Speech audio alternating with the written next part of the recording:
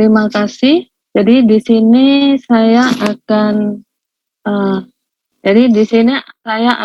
eee, menyajikan tentang bagaimana penerapan medical nutrition terapi diabetes pada penderita diabetes dengan sepsis dan gangren.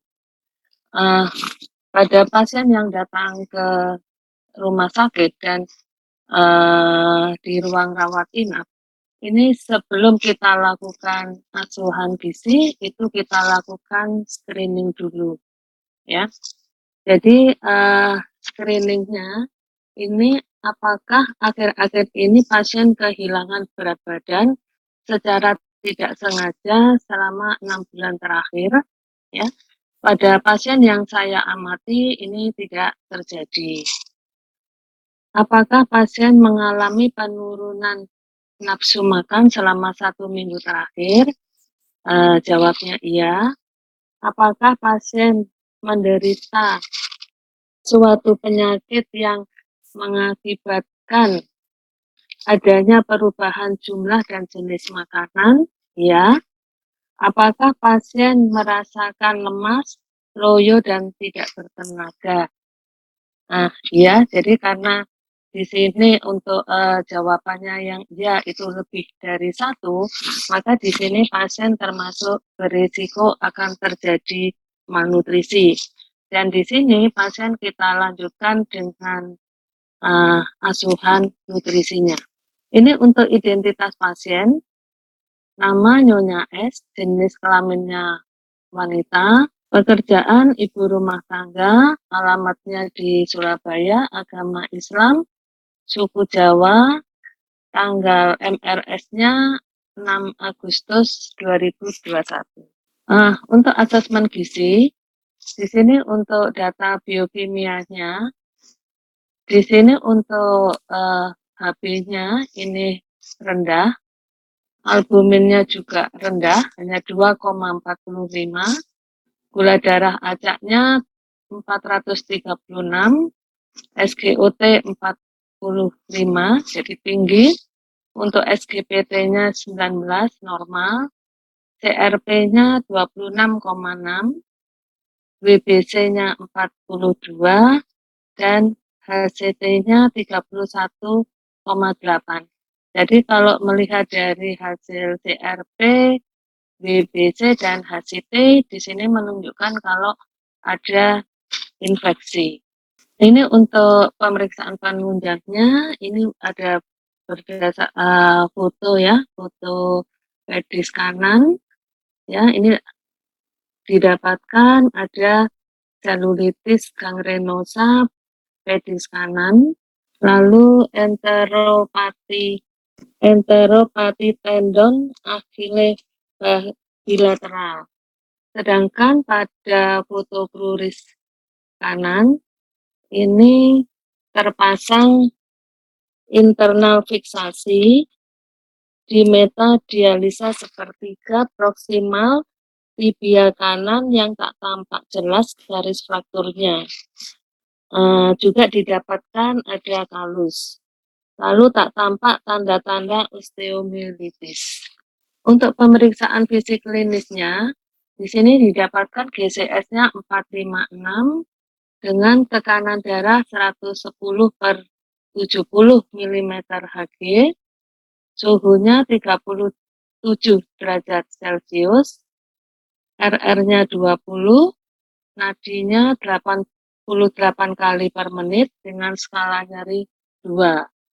Sedangkan pada status lokalis pedis dextra, di sini didapatkan ada odem, jaringan nekrotik, ada pus, tampak memorata pada plantar pedis.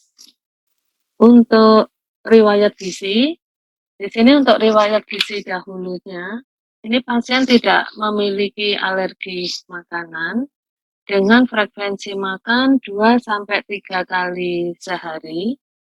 Lalu untuk makanan pokok yang dikonsumsi nasi 2-3 kali sehari, kurang lebihnya sekali makan itu 1 centong atau sekitar 100 gram. Roti 1 kali per minggu, kurang lebihnya 2 iris atau 40 gram.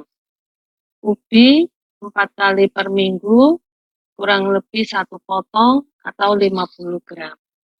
Sedangkan untuk lauk hewani yang dikonsumsi, daging 4 kali per bulan, kurang lebihnya 1 potong sedang 35 gram, ayam 4 kali per minggu, 1 potong 40 gram, telur 2 kali per minggu, 1 butir, ikan basah 2 kali per minggu, kurang lebihnya 1 ekor atau 50 gram. Sedangkan untuk lauk nabati yang dikonsumsi adalah tempe 1-2 kali sehari, 1 potong 40 gram, tahu 1-2 kali per hari, kurang lebih 1 potong 40 gram. Sayuran yang dikonsumsi bayam, sawi, kubis, wortel, buncis, kacang panjang, labu siam 3 kali per minggu, kurang lebih setengah mangkok atau 75 gram. Lalu buah yang dikonsumsi pisang 3-4 kali per minggu, kurang lebih 1 buah atau 60 gram. Pepaya 3-4 kali per minggu, kurang lebih 1 potong sedang 120 gram. Untuk pengolahan lauk itu biasanya dengan digoreng. Kalau untuk sayur biasanya dimasak dengan kuah yang bening. Pengolahan dengan santan kurang lebih 2 kali per minggu. Minuman biasanya air putih kurang lebih 5 gelas sehari, teh manis 2 gelas sehari, dan belum pernah mendapat edukasi gizi. Untuk riwayat personalnya, di sini riwayat penyakit dahulu, diabetes 2 tahun, tidak rutin kontrol dan berobat. Untuk riwayat penyakit sekarang, luka pada kaki kanan sejak tanggal 23 Juli yang awalnya berupa kudis, gatal kemerahan pada punggung kaki, kemudian digaruk dan mulai muncul luka. Luka makin lama makin luas dan memberat sejak 3 hari lalu. Luka mulai membiru dan terasa nyeri. Untuk riwayat penyakit keluarga, di sini ayah yang menderita diabetes. Untuk sosial, pasien berasal dari suku Jawa dan sebagai ibu rumah tangga. Ini obat yang diberikan, infus NaCl 0,9% 1000 cc per 24 jam, lalu albumin 20% 100 cc, injeksi metronidazole 500 mg per 8 jam, injeksi ceftriaxone 1 gram per 24 jam, Novorapid 3 kali 4 unit subkutan, dan paracetamol 3 kali 500 mg per oral. Right? Nah, ini untuk diagnosa gizinya. NI 1.2, asupan energi tidak adekuat, berkaitan dengan nafsu makan kurang, ditandai dengan asupan makanan kurang dari 80%. NI 5.1, peningkatan kebutuhan protein berkaitan dengan infeksi, ditandai dengan albumin 2,45. Selain dari albumin seperti CRP yang tinggi, lalu HCT yang rendah dan WBC yang tinggi. Perubahan nilai laboratorium berkaitan dengan gangguan fungsi endokrin ditandai GDA 436 mg per desiliter dan HbA1c 12,7%. NB 1.1, kurangnya pengetahuan tentang gizi dan makanan berkaitan dengan kurangnya informasi tentang gizi dan makanan, ditandai dengan makan yang tidak teratur dan sering minum minuman yang manis. Untuk intervensi gizi, di sini untuk tujuan dietnya membantu meningkatkan asupan makanan sesuai dengan kebutuhan. Lalu yang kedua, ini sebetulnya juga membantu meningkatkan asupan protein untuk membantu mempercepat penyembuhan dari infeksinya, yaitu gangren, membantu menurunkan kadar glukosa darah, dan membantu memperbaiki pola makan. Karena tadi pola makannya yang tidak teratur, sehari hanya 2 sampai 3 kali dan sering minum yang manis. Untuk syarat dietnya, di sini untuk energinya diberikan 40 kalori per kilogram berat badan. Proteinnya kita berikan 20% karena ada infeksi. Untuk lemaknya kita berikan 20% dari total kalori. Karbohidratnya 60%, tinggi arginin, tinggi serat, dan rendah kolesterol. Rencana monitoring dan evaluasi, di sini yang akan kita monitor adalah perubahan nilai laboratorium, asupan makan, dan tanda-tanda vital pasien. Di sini untuk monitoringnya itu saya lakukan selama 3 hari. Untuk perhitungan kebutuhan zat gizi, untuk berat badannya, untuk energinya, karena berat badannya 50, kita kalikan 40, hasilnya 2000 kilokalori. Karena kita di sini untuk standar diabetes itu memakai nilai kalorinya itu yang ganjil. Jadi kita ambil yang 1900. Ya, jadi standar kita adanya 1100, 1300, 1500, 1700, 1900. Jadi kita ambil yang 1900. Untuk proteinnya itu 20%, jadi dari 1900 dikalikan 20% dibagi 4, ini kalori dari protein, jadi 95 gram. Sedangkan untuk lemak itu 20% dari 1900 dibagi 9, kalori dari lemak 42,2 gram. Untuk karbohidrat 1900 dikali 60% dari total kalori dibagi 4, jadi 285.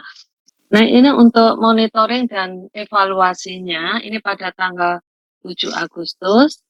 Untuk berat badannya 50, tinggi badan 155, dengan IMT 20,8 kilogram per meter kuadrat, status gizinya normal.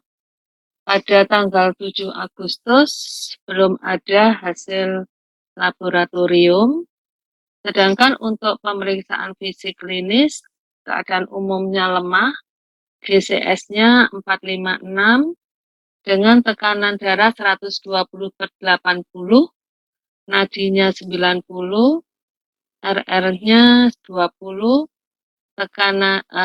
suhunya 36,5 derajat, skala nyerinya 2. Pada status lokalis pedis dextra, di sini didapatkan udem, ada jaringan nekrotik, ada pus, nampak memorata pada plantar pedis. Untuk jenis dietnya di sini diberikan makanannya lunak atau bubur, DM, G itu gangren dengan kalori 1900 kilokalori. Ini untuk persen asupan.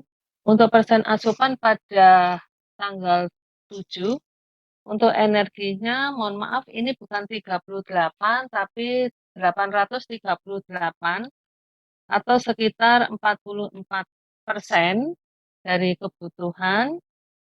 Sedangkan untuk proteinnya di sini 45%, untuk lemaknya 66,5%, dan karbohidratnya 55,4%. Untuk evaluasi, asupan makan belum memenuhi kebutuhan. Nah, ini untuk evaluasi pada hari kedua, pada tanggal 8 Agustus. Untuk status gizinya tetap, ya, karena berat badannya juga tidak kita lakukan lagi, karena biasanya kita eh, mengukur berat badan 1 minggu sekali, ya, atau 3 sampai 7 hari sekali kita ukur berat badannya. Untuk data biokimianya di sini ada hasil HB 9,1, BPC-nya 23,19, terus untuk albuminnya 2,39, GDA-nya 336, HbA1c-nya 12,7, CRP-nya 8,7. Untuk pemeriksaan fisiknya, keadaan umumnya masih tetap lemah, GCS-nya tetap 456, untuk tekanan darahnya 115/70, nadi 90 kali per menit, RR-nya 20 kali, suhunya 37 derajat Celcius, skala nyerinya tetap 2. Status lokalis pedis didapat tetap ada odem, ada jaringan nekrotik, plusnya juga ada, nampak memorata pada plantar pedis. Dietnya tetap kita berikan bubur DMG 1900 kilokalori. Nah, pada hari kedua ini asupan makanannya sudah mulai meningkat. Jadi energinya sekarang menjadi 65%, protein 62%, lemak 74%, karbohidratnya 74,5%. Untuk evaluasinya, di sini asupan makan sudah mulai meningkat dan pasien meminta diganti untuk bentuk makanannya menjadi nasi tim. Ini untuk Monef pada tanggal 9 Agustus, status gizinya tetap, ya, berat badannya tetap 50 kilo. Pada tanggal 9 tidak dilakukan pemeriksaan biokimia. Untuk pemeriksaan fisik klinis, keadaan umumnya masih lemah, GCS-nya 456, tekanan darahnya 116/70, nadinya 86 kali per menit, RR-nya 20, suhunya 37, skala nyerinya 2. Untuk status lokalis pedis, tetap ada odem, ada jaringan nekrotik, ada pus, dan nampak memorata pada plantar pedis. Untuk dietnya menjadi tem DMG 1900 kilokalori. Untuk persentase asupannya, untuk energinya 69%, proteinnya 71%, lemaknya 75%, karbohidratnya 71%. Evaluasinya, asupan makan sudah mulai meningkat. Untuk terapi konseling gizi, di sini materi yang disampaikan adalah diet DMG. Ini termasuk dijelaskan tujuan, prinsip, dan cara dietnya. Lalu makanan yang dianjurkan dan tidak dianjurkan, dan cara pengolahan makanan. Kesimpulannya, diagnosa medis pasien adalah DM tipe 2, sepsis, dan gangren pedis dextra. Untuk diagnosa gizi yang ditetapkan adalah asupan energi tidak adekuat berkaitan dengan nafsu makan kurang, ditandai asupan makanan kurang dari 80%. Lalu yang kedua, Peningkatan kebutuhan protein berkaitan dengan infeksi ditandai albumin 2,45 gram per desiliter, juga dengan hasil CRP yang tinggi, WBC yang tinggi, dan HCT yang rendah. Yang ketiga, perubahan nilai lab berkaitan dengan gangguan fungsi endokrin ditandai dengan GDA 436 mg per desiliter dan HbA1c 12,7%.